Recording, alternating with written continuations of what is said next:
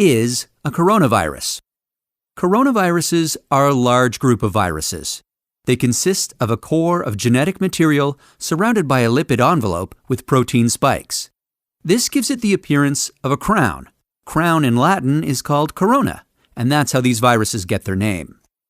There are different types of coronaviruses that cause illness in animals and humans. In humans, coronaviruses can cause respiratory infections ranging from the common cold to more severe diseases.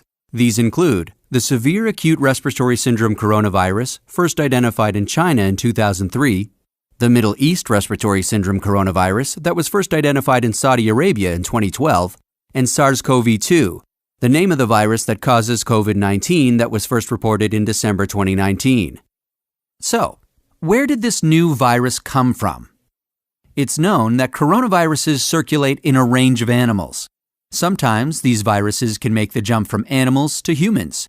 This is called a spillover and could be due to a range of factors, such as mutations in the virus or increased contact between humans and animals. For example, MERS-CoV is known to be transmitted from camels, and SARS-CoV from civet cats. The animal reservoir of the new coronavirus is not known yet. How does the disease spread? The disease can spread from person to person through droplets, when an infected person releases those droplets through coughing, talking, or sneezing, for example, when close to another person. It can also spread when infected droplets land on objects, and when another person touches them and then touches their eyes, nose, or mouth. What are the symptoms? The incubation period, which is the time taken from exposure to the virus and development of symptoms, is on average 5 to 6 days, but can range from 1 to 14 days.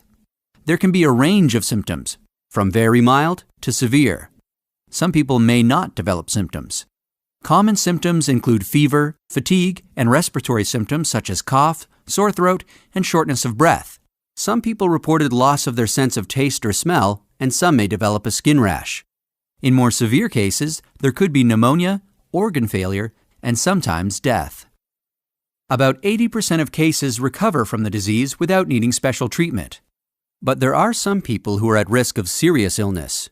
They include older people or people with underlying medical problems, such as chronic respiratory disease, obesity, diabetes, high blood pressure, heart disease, or cancer. How can we tell whether someone is infected? The infection is commonly diagnosed by a test called reverse transcriptase polymerase chain reaction, generally known as PCR. This test identifies the virus based on its genetic fingerprint.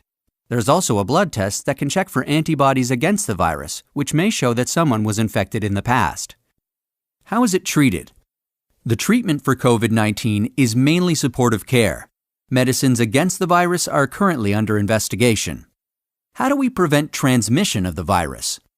There are a number of effective ways to prevent the spread of the disease. These include covering your mouth and nose when coughing or sneezing with a flexed elbow or tissue, and throwing the tissue in a closed bin immediately after use. Wash hands regularly with soap and water or an alcohol-based hand rub, maintaining at least 1 meter distance from people, and the appropriate use of masks and personal protective equipment, especially in health settings. It's important to stay home if you're feeling unwell and to call a hotline or your medical professional. But if you have a fever, cough, or difficulty breathing, seek medical care early and share your travel history or contact with someone unwell with your healthcare provider. In some areas, governments have implemented specific physical and social distancing measures to prevent the spread of the outbreak. It's important to follow their advice.